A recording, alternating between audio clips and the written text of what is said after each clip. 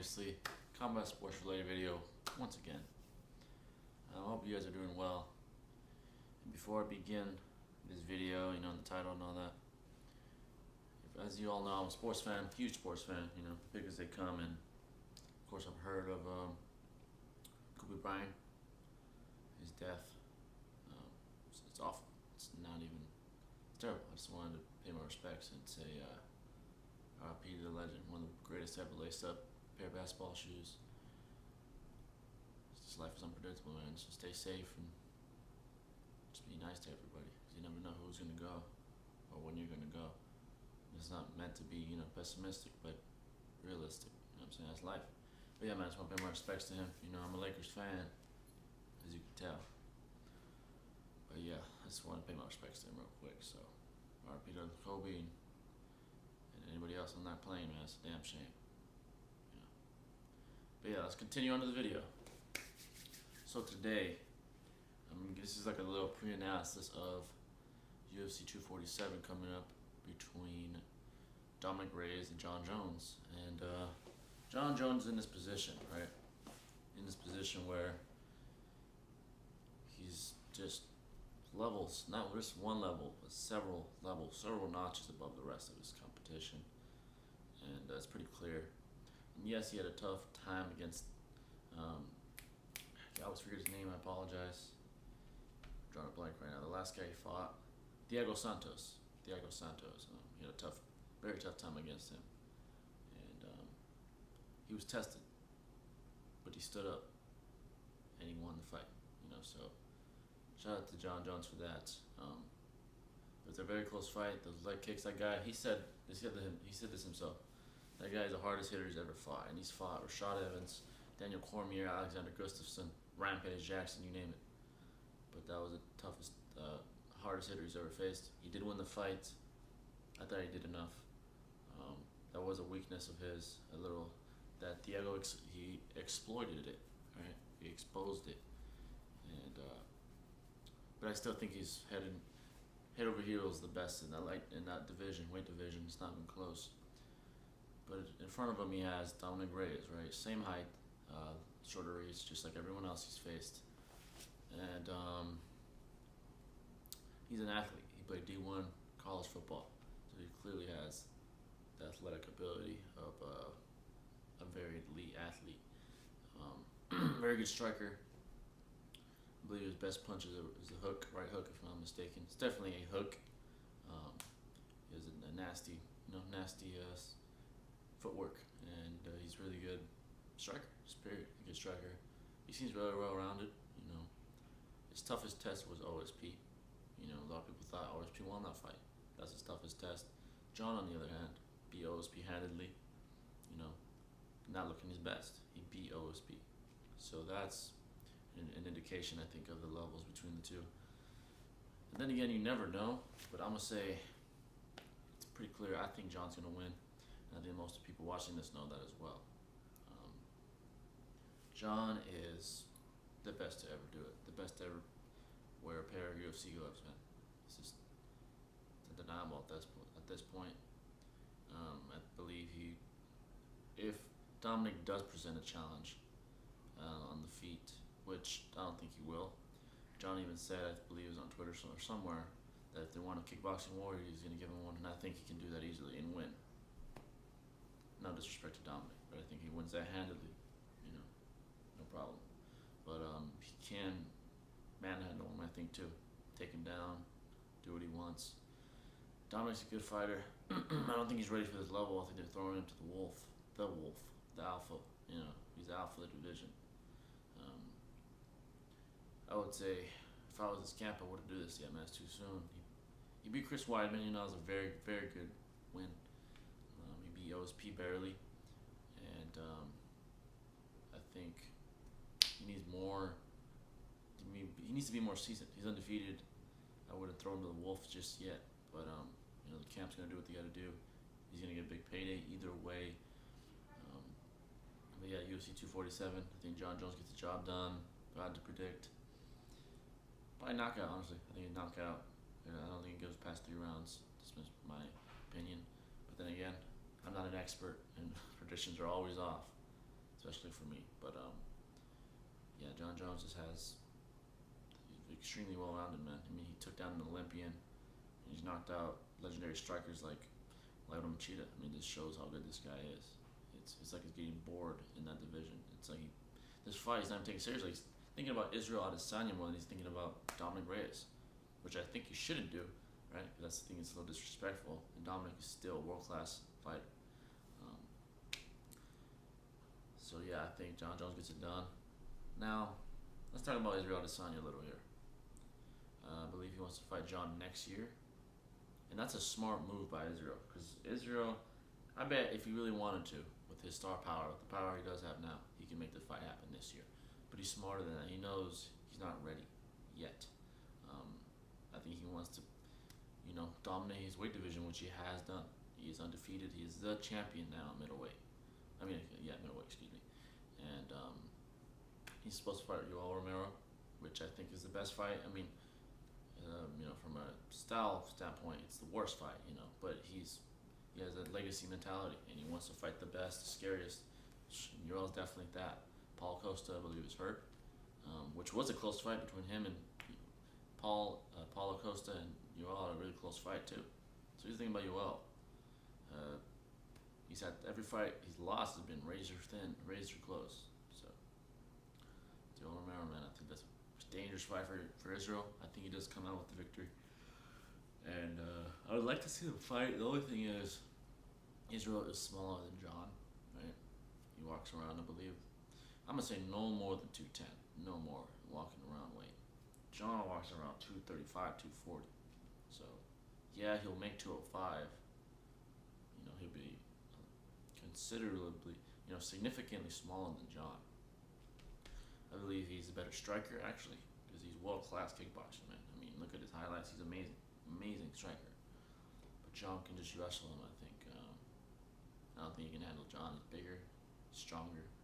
But yeah, Jon is in this position, man, where, he's running out of options with that weight division he's at right now. I believe once he wins, which I do think he will, but then again, you never know, right? I think he should go up to heavyweight and fight the winner of Stipe and Daniel, whenever that is. It hasn't been announced yet. But yeah, man, Jon is in this position where there's really not much to do left in that division. And he's only in his early 30s. He just turned 31, I think. He's 30 or 31. And he's been champion since, I don't count that one loss to Matt Hamill. It's a joke, man. He beat that guy. The disqualification was a joke, too. I don't agree. To me, he's still undefeated. The best ever to ever do it. And I think it's going to be another Jon Jones Jon Jones night, if Dominick does shock the world, damn, but that's going to be I'm saying, it's not huge, but very small chance that he does that, to be honest. But yeah, man, that's my UFC pre-analysis. Other UFC news, Conor, I did my reaction to him. You can check that out, to the fight itself. Conor's back. He's great for the sport. It's great that he's back. I hope he fights Jorge Masvidal next. I mean, Khabib's the biggest fight right now, right? But Khabib has Tony in front of him, who has the best shot of anyone to beat him. It's going to be a very tough fight for Tony as well, but I think Khabib's going to have a challenge on his hands. Maybe the toughest challenge he's ever had. I hope so. Tony's a monster. Cardio's off the chains. But yeah, so I don't think Conor wants to wait till he can fight Khabib. That's probably not going to be till, let's say, Khabib and Tony fight, and there's Ramadan, right? Because he is that's his religion, Muslim. It wouldn't be until at least July, August. That's the closest, I believe, that he could fight. So I don't think he wants to wait till then. I'll take Masvidal. I heard there's a card opening in March. Excuse me. I think he should take that. But yeah, I think he should take that fight. If he doesn't win, it's fine. Go back to 155. That's the beauty of him beating Cowboy. All these options are available now. If he were to have won against Cowboy, even in that dominant fashion, these options wouldn't be so possible. Now that he can do whatever he wants. He can do whatever he wants. He'll fight Mayweather, fight Masvidal, fight Khabib, fight Pacquiao. All that's a possibility because he won that fight. And when you win,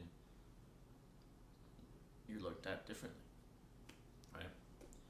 So Cowboy, he got dominated, and that was the best case scenario for Conor McGregor. The best way to win, you know. But yeah, I just wanted to bring you guys a little UFC video. As far as other fights, there's nothing really huge. Besides could be Ferguson, Jon Jones, and Reyes in the next couple of weeks. Conor, hopefully we hear some big news. I would be very excited if Masvidal soon. It'd be a very, very interesting matchup. That's gonna be a war, I think. Someone's gonna get knocked out for sure.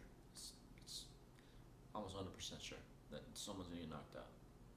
You know, Israel Adesanya, Yoel Romero, hell of a fight. As far as anything else, I haven't heard anything from the heavyweight champ from Stipe and DC Part 2 yet. I mean Part 3, excuse me. Nothing yet. We got Dominick Reyes coming back soon. Hopefully this year. Maybe he fights. Sorry, guys. I keep yawning today. Fights Henry Cejudo. That'd be a good fight. Dominic has been gone for a long time. The last guy that beat him hasn't won a fight since he beat him. Cody Garbrandt hasn't beat anyone since Dominic. It was just years ago. I remember watching that fight. It was impressive, but he lost to TJ twice. He lost to who else did he lose to? He lost to another guy after that. I forgot his name. But yeah. So that's that. The females, Amanda's done everything in the sport. What I noticed is there's a lot of, well, not a lot of, there's a couple guys and one gal, one female, Amanda.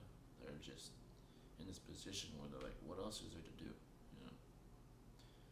And I think Jon he's young still, man. He's not even 35 yet, man.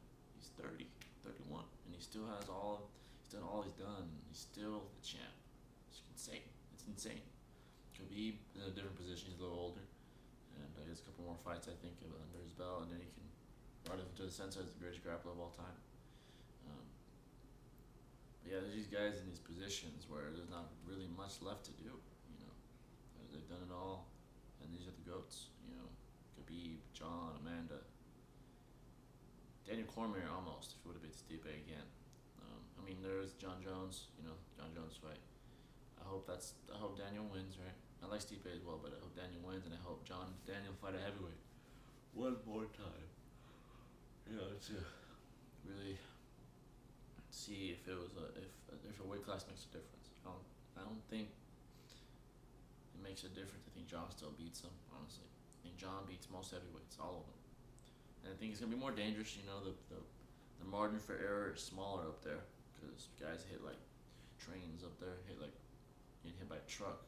But I think he beats everybody. I think he can be a champion at heavyweight as well. But yeah, that's the UFC. There's not any big news besides the Conor thing, which I did a lot on him. You can check those videos out. I mean, that's said and done. That's history now. Conor's back. I'm happy for him. He looks like a world beater. He does. He looked phenomenal against Cowboy. One more thing.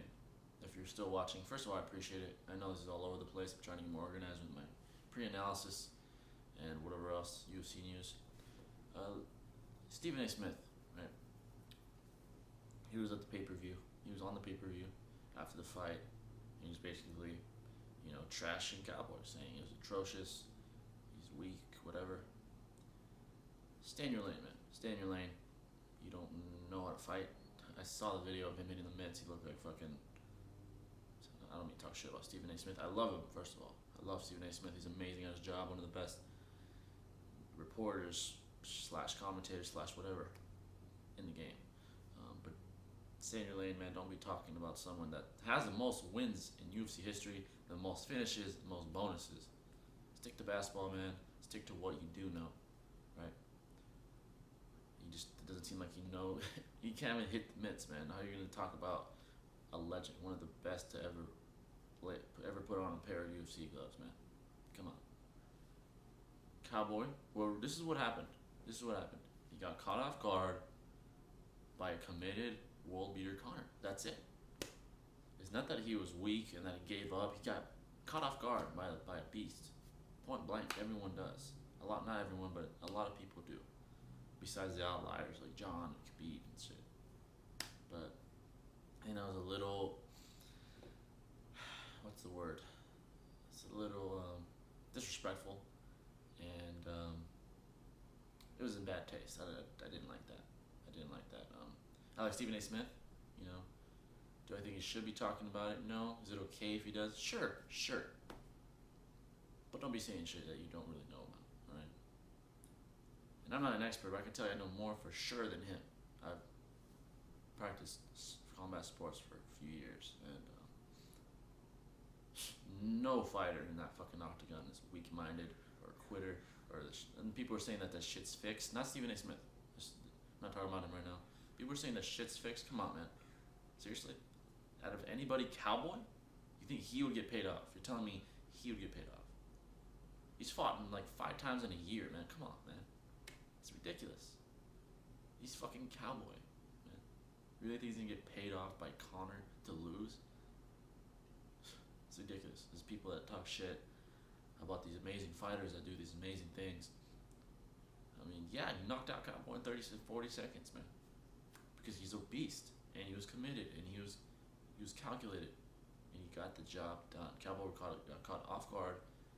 He has a tendency to be a slow starter, and he's older now, man. He's been in fucking like 70 fights, you know. So cut the man some slack. His shit was not fixed. It's kind of, you know, it's very irritating to hear that bullshit. It's bullshit. People saying it's fixed. And to be honest, not to disrespect anyone, but it's most people that don't know anything about fighting, honestly. They're saying it's fucking fixed. Go on the fucking octagon, fight someone, and then tell me if it was fucking fixed or not, man. The game, the fighting game, anything can fucking happen. Mike Tyson can get knocked out by fucking Buster Douglas. Fucking Joshua can get knocked out by Andy Reyes.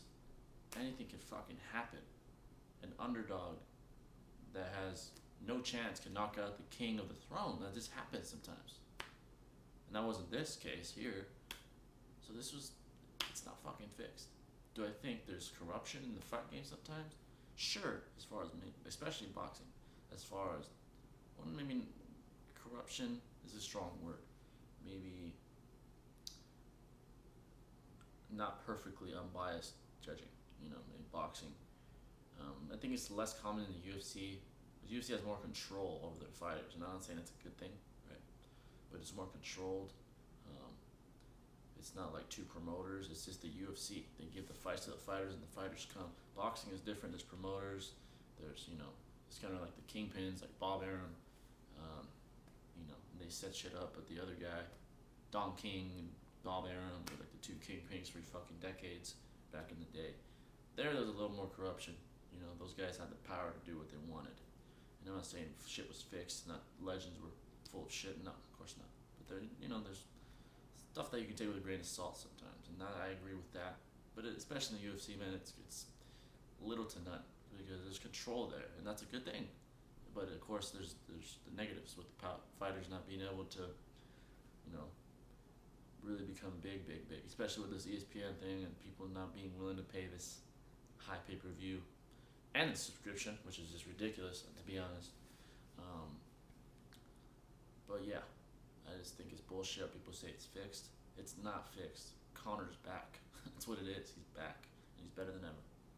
It's point blank period. I think it's ridiculous. It's pretty ridiculous for people to say that shit. But yeah, man, there's a lot of things that had to be said. But yeah, UFC 247 is the next one. I think Jon Jones gets it done. There's Wilder vs. Fury Part 2 in February 22nd, I believe. I think I'm going to do a separate video for that. That's going to wrap it up with this one, man. Hope you enjoyed the video. I know I was all over the place. I need to get more coordinated, you know, more organized with this shit. But I just try to bring you news, man, you know. I love all you guys, and I'll catch you in the next one. If you think I'm full of shit, let me know. If you completely agree with me, let me know. If you want to tell me anything, let me know in the comments. But yeah, I love all you guys. Stay classy, stay safe, keep moving forward, and I'll catch you in the next video. This is Jay the Gay signing out. Peace.